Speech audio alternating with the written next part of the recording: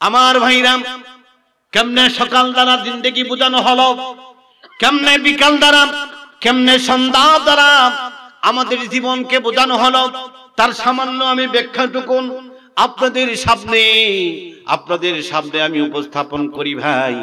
আজকে আমি যেই বয়সে আছি, যখন মায়ের গর্ভ থেকে দুনিয়ার জমিনে আসলাম, 12 বছর বয়সে শরীয়তের বিধান আমার উপর অর্পিত হওয়ার আগে আমার যে হায়াতের জিন্দেগিটা ছিল, ওটা আমার জন্য সকাল। সুবহানাল্লাহ। এটা আমার জন্য কি ছিল? সকাল ছিল। এই সময় যদি আমি নামাজ না পড়তাম, নামাজ যদি ছেড়ে দিতাম, গুনাহ হইতো নি ভাই? রোজা রাখলে গুনাহ হইতো নি? না, কারণ শরীয়তের বিধান আমার উপর নাই। আমি তখন কি নাবালক, আমি কি কথা বলি নাবালক। এই বয়সটাই আমার বয়সটা ছিল কি? সকাল।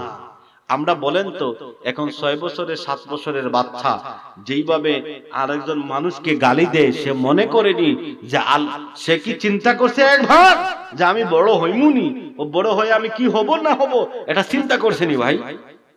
হ্যাঁ, আমি আমার জীবনকে গঠন করতে হবে, আমি প্রতিষ্ঠিত হতে হবে, এই কাজ করব, চিন্তা করেনি ভাই?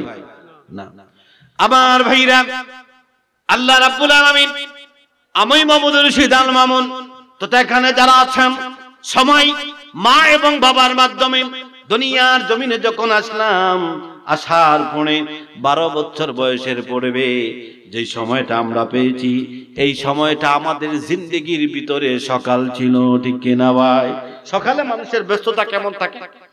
অফিসে যাবে, এরপরে কি চাকরিতে যাবে, দোকানে যাবে, প্রস্তুতি নেয়, ঠিক কিনা? এ সময় ঝগড়াঝাটি করেনি ভাই? হ্যাঁ, এ সময় যদি একটু লবণ কম হয়, যদিও রাগ বেশি থাকে, স্থির ভাই চোখ লাল করে তাকাইয়া সবর কইরা ভাগে, কেমনে অফিস ধরা যায়, ঠিক কিনা ভাই? আচ্ছা, যাই হোক, সকাল গেল বলে সদ্যে গিয়ে গেল। তারপরে শরীয়তের বিধান যখন আমার উপর অর্পিত হলো, এই বয়সটা হাদিসের ভাষায় আমার লাইফের জিন্দেগিটা হচ্ছে বিকাল। সুবহানাল্লাহ বলে।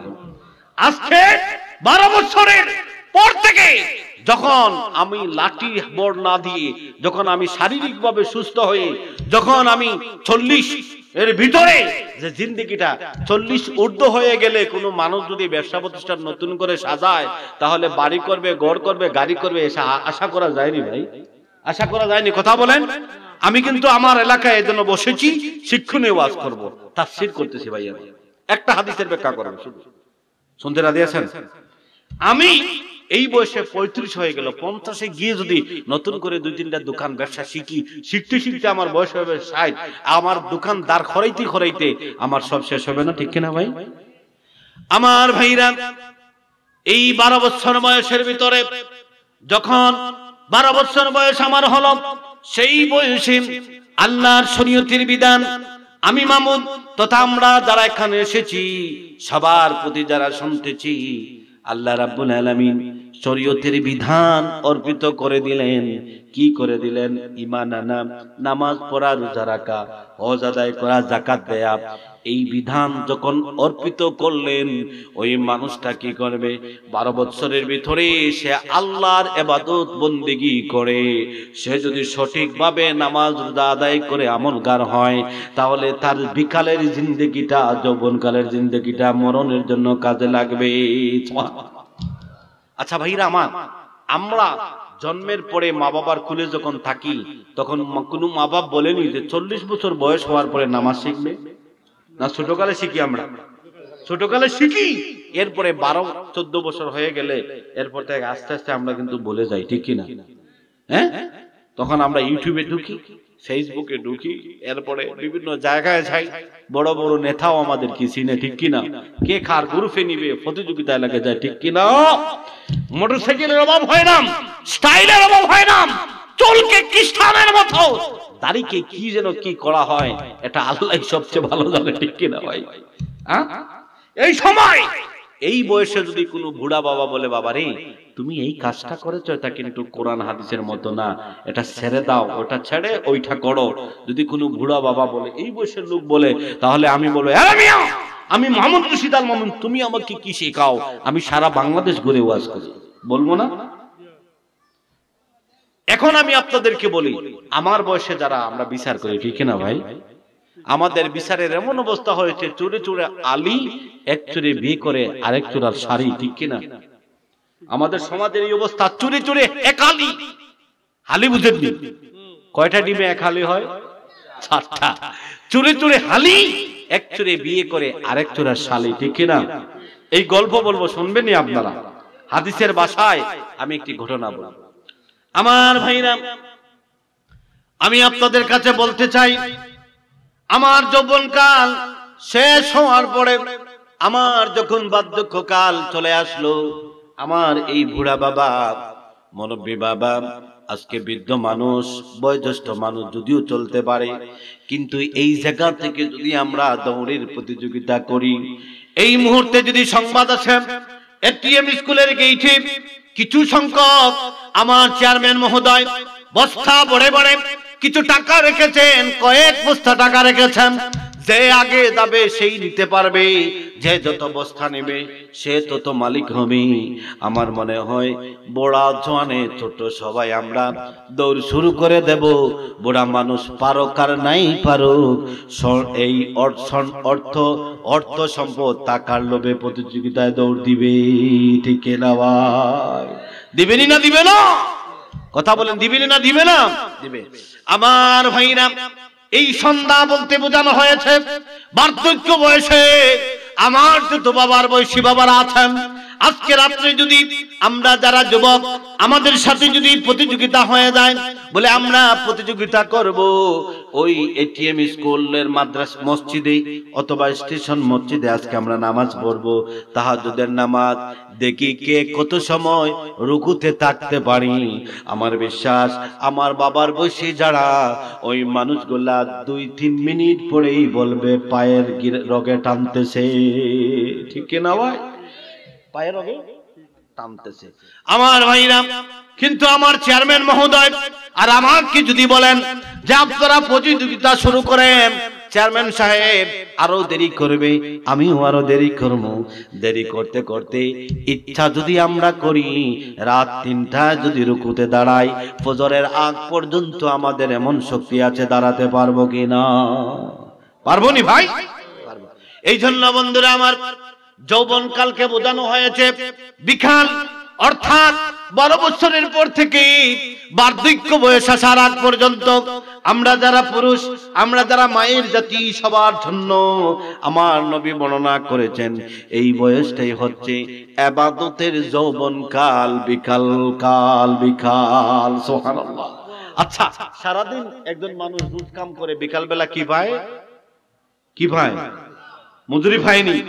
আমরা যদি যৌবনকালে আল্লাহকে ডাকি, তাহলে এই বয়সে সন্ধ্যার সময় সারাদিন মিস্ত্রি কাজ করে মানুষ সন্ধ্যার সময় দোকান থেকে মালিকের কাছে পয়সা নেয়নি ভাই। আমরা যদি যৌবনকালে আমরাও যদি পরিশ্রম করি ইবাদতে, তাহলে বার্ধক্য বয়সে দেখবেন আমাদের পায়েও টানবে না, মাথায়ও ধরবে না, ঘুমের ওষুধও লাগবে না, আর হসপিটালেও বেশি বেশি ঘুমানো লাগবে নি ভাই। আচ্ছা, এখানে আবার দ্বিমত আছে। কিছু মানুষকে আল্লাহ বেমার দেন, নেয়ামত হিসাবে অসুস্থতা দেন, এটা পরীক্ষা করার জন্য, ঠিক আছে? আমি এক্সাম্পল স্বরূপ বললাম। আমার ভাইরা, যখন আমার সন্ধ্যা আসবে, ওই সময় যদি আমি বুঝি তওবা যদি করে নেই, হয়তো আল্লাহ পাকের যদি দয়া হয়, তার নবীর যদি মহব্বত হয়, তার নবীর উসিলা যদি, তার নবীর মহব্বতে যদি আল্লাহ চান আমাকে ক্ষমা করে দিতে পারেন। কিন্তু বন্ধুরা আমার বিশ্বাস বার্ধক্যকালে কোনো মানুষ যদি তওবা করে, দোয়া কবুল হতেও সন্দেহ আছে, ঠিক কিনা ভাই? সন্দেহ আছে। কিন্তু এই যুবক বয়সে যদি কোনো মানুষ আল্লাহর দরবারে হাত তোলে, মাটিতে যদি সাজদা দেয়, উলামায়ে কেরাম বলেন মাটি আল্লাহর দরবারে ফরিয়াদ করে বলে, আল্লাহ অমুক অমুক মানুষের ছেলে, অমুক মানুষের মেয়ে, আল্লাহ যুবক যুবতী আমার বুকে মাথা রেখে তোমার দরবারে ফরিয়াদ করে কি যেন কি বলে, তুমি তাকে কবুল করো, আল্লাহ তার মাথা উঠাও, তার মাথা উঠাও, তার মা বাবা প্রত্যেককে ক্ষমা করে দাও। সুবহানাল্লাহ বলে। কিন্তু আমরা যৌবনকালে কি করি? সেজদা দিতে রাজি আছি না ভাই? এ সময় আমরা মনে করি কিছু মানুষ আমার মতো আছে যে লাগছে মাত্র যৌবনের ঠেলা, এখন একটু সাদা সিধা এইভাবে এইভাবে একটু হাসা মিশে মাতমু, এরপরে ছেলেমে আমার হবে, বেআইন পামু, পরে ধারি রাখমু, আগে কিছু ডংটামসা করে নেই, সবকিছু বানাই নেই, তারপরে তওবা করে একটা হজ দিয়া সবকিছু ঠিক করিয়া লাইব। ঠিক কিনা ভাই? আসেনি এরকম? আমার ভাইরা, এটা করা যাবে না। কারণ আল্লাহ নবী বর্ণনা করেছেন, ওয়া খুয মিন সিহাতিকা ওয়া লিমারাদিকা ওয়া মিন হায়াতিকা ওয়া লিল মাউতিকা। আল্লাহর নবী বর্ণনা করেছেন সুস্থ থাকতে, অসুস্থ হওয়ার আগে সুস্থতার নিয়ামত তোমার জীবনের কল্যাণে, মরণের কল্যাণে কাজে লাগাও, আর জীবিত থাকতে মরণের আগে তোমার জীবনকে উপভোগ করো। সুবহানাল্লাহ।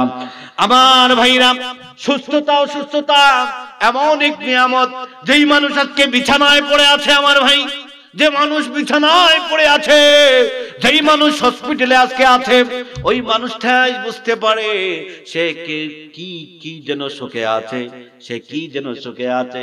যেই মানুষটার পা নাই, দুনিয়ার জমিনে আমার বয়সে পা নিয়ে চলতে পারতো, আজকে বার্ধক্য যার কারণে প্যারালাইসিস হয়ে গড়ে বসে আছে, ওই সময় বুঝতে পারবে তার যৌবনটা, যৌবন কালটা, সুস্থ কালটা কেমন নিয়ামত ছিল।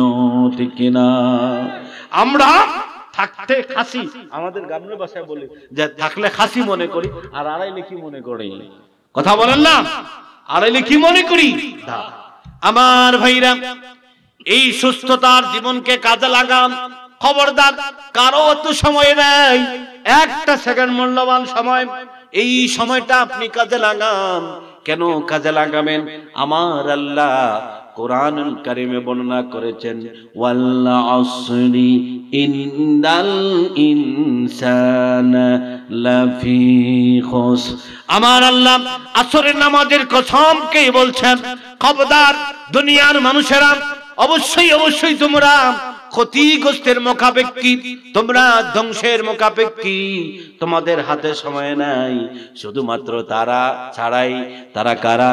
ইল্লাল্লাযীনা, বলি না, ইল্লাল্লাযীনা আমানু ওয়া আমিলুস সালিহাতি ওয়া তাওয়াসাউ বিল হাক্কি ওয়া তাওয়াসাউ বিস সাবর। সুবহানাল্লাহ।